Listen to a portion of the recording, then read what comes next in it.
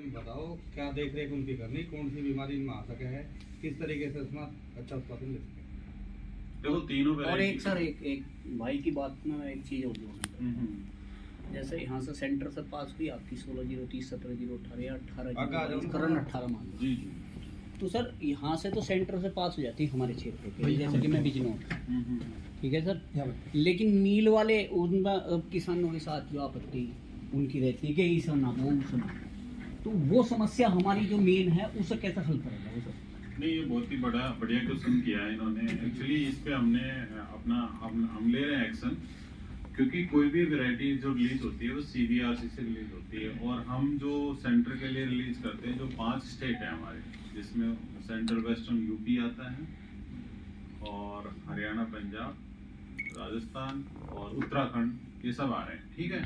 तो इस एरिया के लिए हम जब पहले ही वैरायटी रिलीज कर रहे हैं तो ऑटोमेटिकली उस एरिया के लिए रिकमेंडेड है, लेकिन स्टेट अपने दिमाग से उसको रिकमेंडेशन लिस्ट में नहीं डालते।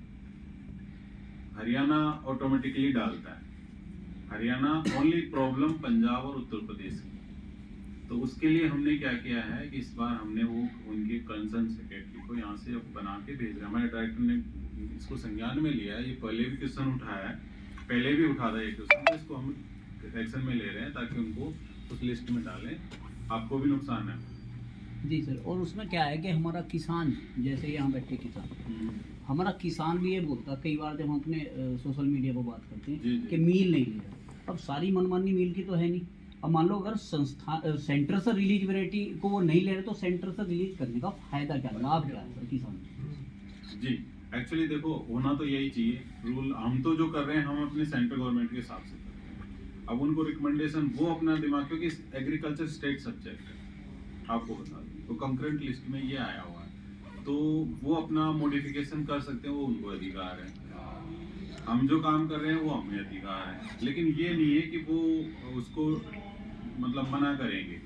उनको रिकमेंड करना चाहिए, यदि वो चीज़ उनके वहाँ टेस्ट हुई है, उन्हीं की लोकेशन में टेस्ट हुई है और वहाँ से वो रिकमेंड हो रही है, तो उनको रिकमेंड करना चाहिए। मेरा तो ये मैं सोचना है, और हम इसके लिए हमने हमारे निदेशक महोदय ने भी आश्वासन दिया है कि इसको हम लेंगे, टेकअप लेंगे, लेटर लिख रहे हैं ताकि वो लोग इसको रिकमेंडेशन लिस्ट में डालें, ताकि शुगर मिल को दिक्कत ही ना और किसानों को प्रॉब्लम ना हो। शुगर मिल अपना कर सकती है, उनको पर्ची देना उनके हिसाब से है, लेकिन किसानों को तो दिक्कत ना हो। उसमें भी सामान्य का टाइम पर्ची करने लेने का अलग कर देंगे, अलग। बिल्कुल, वो डिसीजन शुगर मिल के ऊपर, वो क्या करना है उनको, कि भाई पर्ची उनको पहले अर्ली की देनी है, पहले रेटून, फिर अर्ली, फिर प्लांट, और फिर उसका वो रेटून और उसके बाद प्लांट। तो इस तरह से सीक्वेंस होता है पर्ची देने का, वो उनके ऊपर। जी, अपनी वैरायटी का ही बताओ जी, जिसके लिए करनाल तक आए। नहीं, मैं जब तक यही तो बता रहा था। नहीं, मैं जैसे सामान्य वाली, नहीं सामान्य वाली ही बता रहा था, जब तक मैंने इतना आपको एक्सप्लेन भी किया कि सामान्य में हमने 3 वैरायटी अभी हैं जो अच्छी वैरायटी है, जिसमें 16/030 17/018 18/022 18/022 अभी रिलीज हुई है हाल में। तो इसका बीज है जो बहुत ही सीमित मात्रा में, जो कि 8436 और 8903 का क्रॉस है, और पैदावार में भी आपको अच्छी पैदावार देगी।